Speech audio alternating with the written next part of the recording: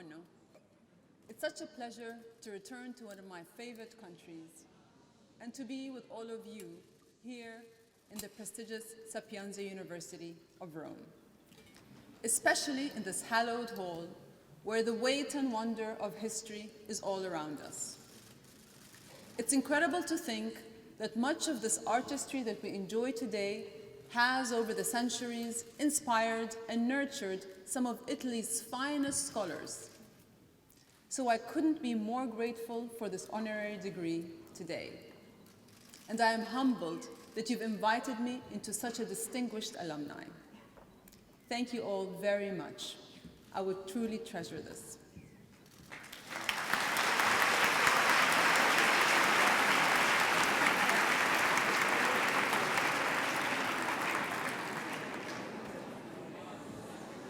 The contributions of your alumni have and will continue to shape progress and enrich society. Because wisdom, sapienza, comes not only from our recollections of past knowledge and experience, but from responsibility to the future. Our past motivates our future.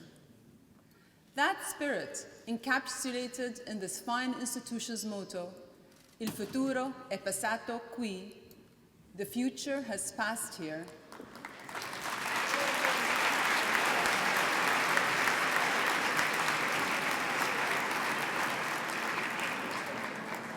That is the foundation of human progress. And right now, the world needs collective wisdom. We need institutions like this and dynamic young people like all of you, now more than ever.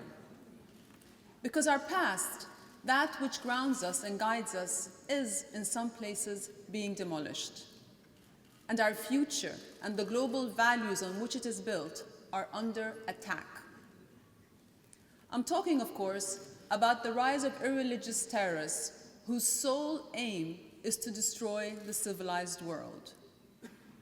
We've seen it most recently in California, Paris, Lebanon, Tunisia, and Egypt. Families and communities ripped apart, lives cut short or forever changed, entire nations on edge. And they're not only killing thousands of innocent men, women, and children, they're destroying our shared cultural heritage. From the ancient city of Palmyra, a Roman trading post around AD 200, from the 12th century Al-Khudr Mosque in Mosul, to the 7th century St. Ahoudama Church in Tikrit, and so many more. These are more than attacks on pillars and stones. These are attacks on millennia's worth of archaeological heritage and human coexistence, all with the aim of eroding one of the richest and most diverse cultural landscapes in the world. They're targeting our collective history, the foundations of our civilization, in essence, humanity's very memory. They're deluded enough to think that they can author a new era, AD, after Daesh, and brainwash future generations. Well, over the last 2 years, these groups have given us a glimpse of what their dark world would look like. We've been haunted by scenes from Syria and Iraq, communities robbed of life, livelihoods destroyed, childhoods lost, schools and hospitals deserted, torture and mass murder. Haunted by images of children's bodies washing up on shore, and by the idea that we could live in a world where people die in restaurants, or at concerts, or kneeling while they pray. As upsetting and unsettling as it is, this glimpse into the future has been a revelation. It's given us a renewed appreciation for what we have, what we value, and for what we must fight. So it must be a turning point for humanity. And I use the word we advisedly, because this is about all of us.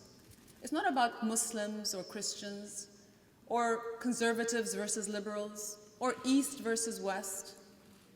This is not any one country's war. This is every country's war. Because for the first time in history, the civilized world has a common enemy.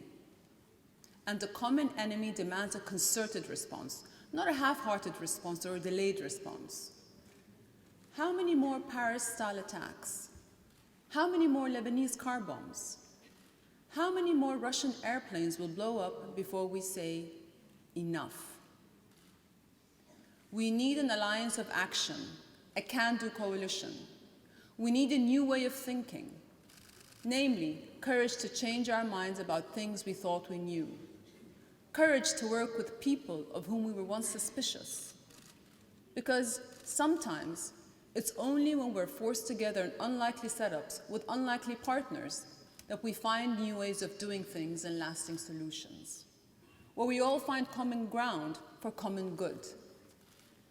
So let this be an opportunity for business unusual, for bold new coalitions between lapsed friends, old foes, and untapped resources, for political leaders to prioritize this fight and unify, for religious leaders to seek consensus and unify, for populations all over the world to understand what's at stake and unify.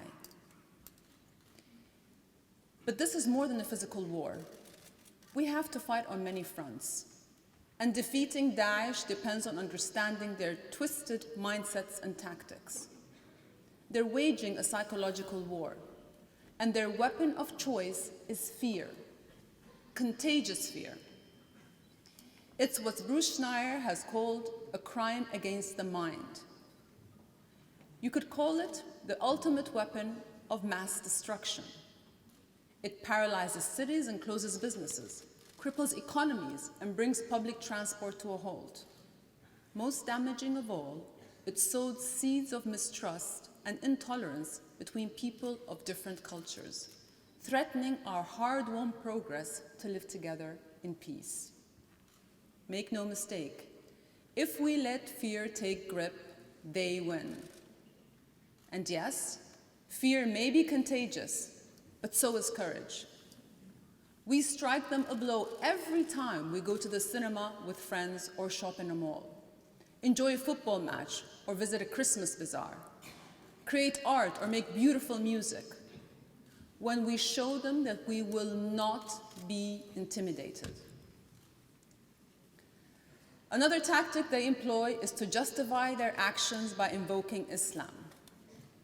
There is nothing Islamic about these terrorists.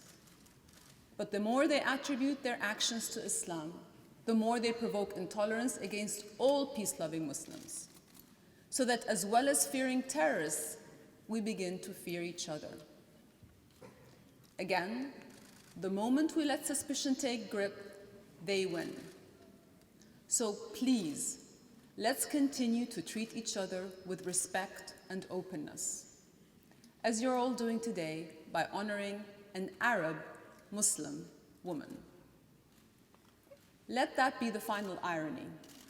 The extremists who sought to tear apart our social fabric and turn us against each other actually bring us closer together, with a renewed appreciation for each other and for all that we hold dear. And where better than the eternal city of Rome, steeped in hundreds of years of history and beauty, to recommit to our shared future. A city where scholarship and science, culture and creativity, art and architecture have endured and thrived for centuries. Rome offers us a blueprint of hope. Together, we can ensure that the future that passes here and everywhere is a safe, secure, and beautiful one for all of us and for our children. Thank you all very much.